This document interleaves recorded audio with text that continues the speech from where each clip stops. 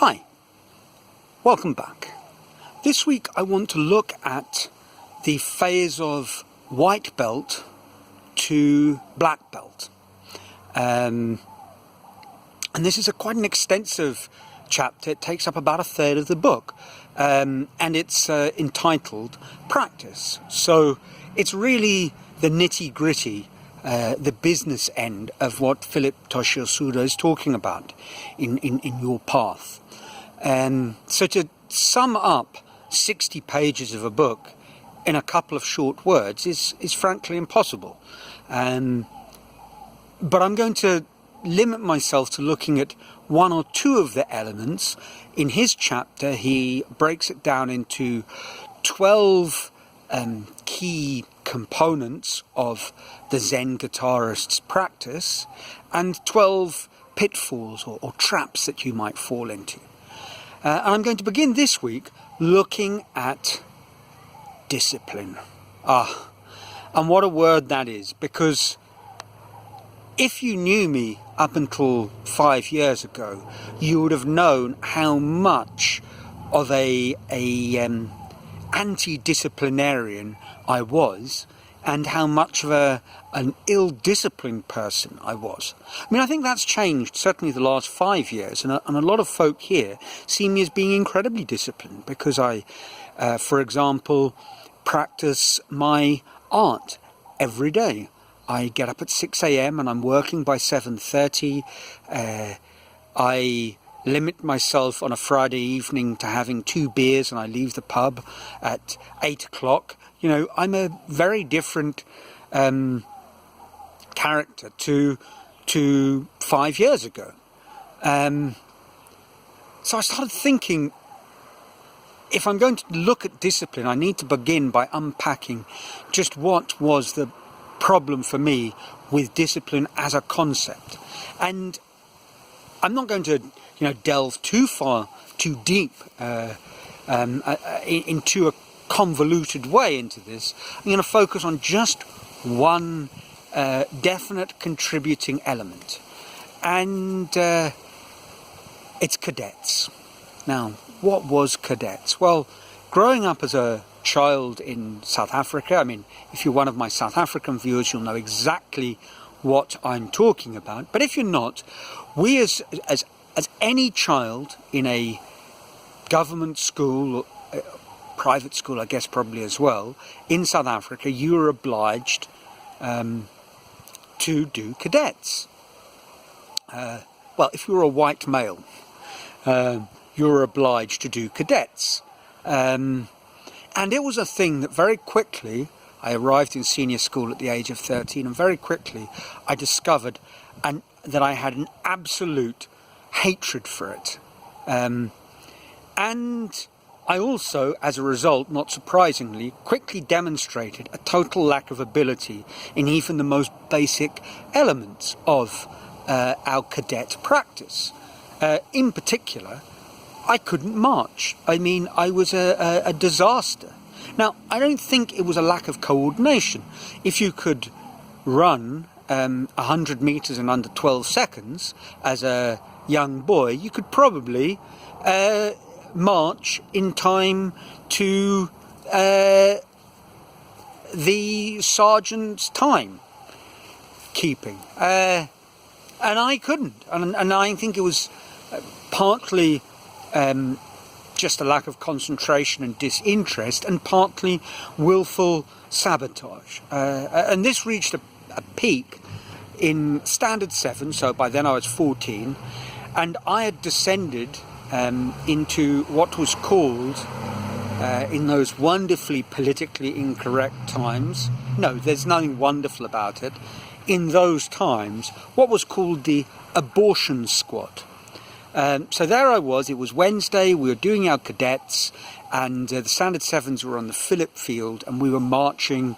The abortion squad was being led by Warrant Officer Andrew Rat Horner, who was making it as unpleasant as he possibly could for us, and we weren't coping well. Most of the people in the group, in fairness, without being too judgmental, I have to say probably coordination was perhaps at the root of their difficulties. But certainly two of us, myself and my friend Andre Scumby, who was the 8th man in our under-14A rugby team, we were there probably out of a combination of, as I say, malicious self-destructiveness and a couldn't-care-less rebelliousness. And one day we just decided that wouldn't it be a laugh if we simply didn't obey the instructions.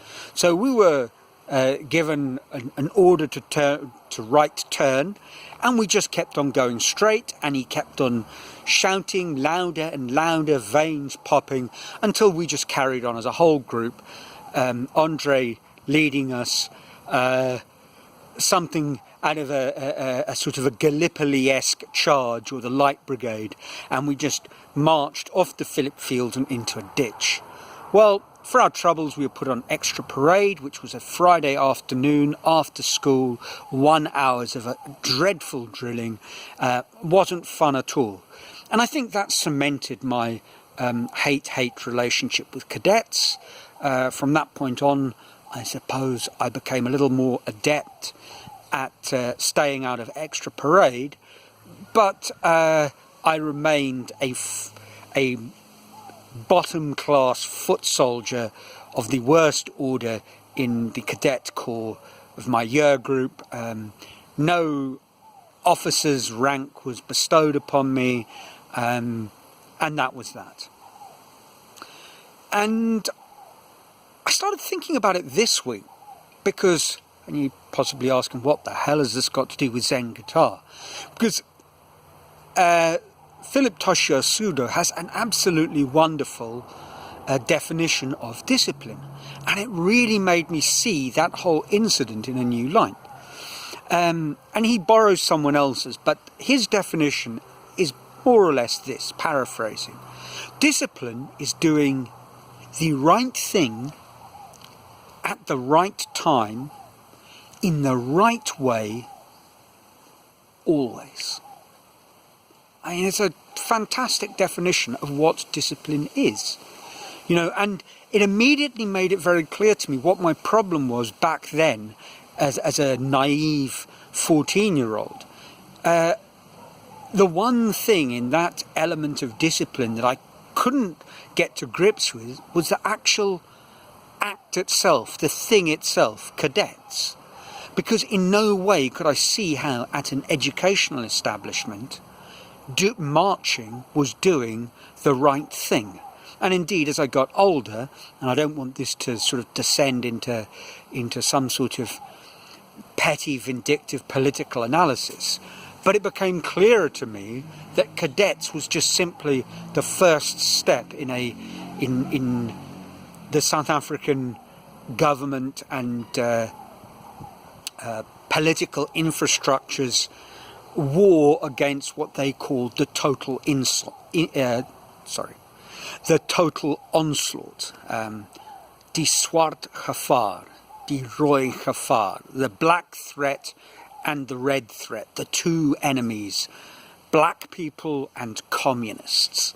And us doing cadets was somehow going to save the nation from a fate worse than becoming a multi-racial society with socialist leanings. You know, heaven forbid. Okay, rant out the way. Let's get on to something a little bit more positive. And even then, as a 14-year-old, I had displayed elements where I think intuitively I grasped this definition of what discipline is. You know, if I think of athletics, two of the elements of our athletic training, our athletic practice, was warming up. You know, before you actually started training, you'd stretch the muscles and you'd go through a progressive series of exercises where you'd run faster, more rhythmically, and warm up for the training that was to follow so that you didn't injure yourself. And that was a pretty easy thing to come to terms with, because it's just what you needed to do. Far harder was what you would do at the end of a training session, which is not warming up, but warming down. Because once you've done your training session, your muscles are tight and the muscle fibers have shortened. So even though you feel like, collapsing in a heap on the grass, what you need to do is you need to re-stretch the muscles before and cool down before you end your training session. And it's the last thing you want to do, but it is simply what you must do. It is the right thing to do at the right time. You must do it as well as you possibly can, with total concentration and commitment, and you must always do it. It is one of the disciplines of going from the white belt of sprinting, which would be running around in the school playground, to eventually being an accomplished athlete. So I intuitively grasped that then, but thinking about it now, it sort of does pose an interesting challenge to all of us. If we look at our life and the things that we want to do, what if we broke up everything into essentially a collection of disciplines that we practice, that we slowly over time perfect, that we build into our daily routines until they become second nature and allow us to do what we truly want to do, to express the real inner whoever you are in the best way possible. And we do that by perfecting these disciplines, and there is no relenting. We will do them always, forever. So those are a few thoughts on discipline. In the end,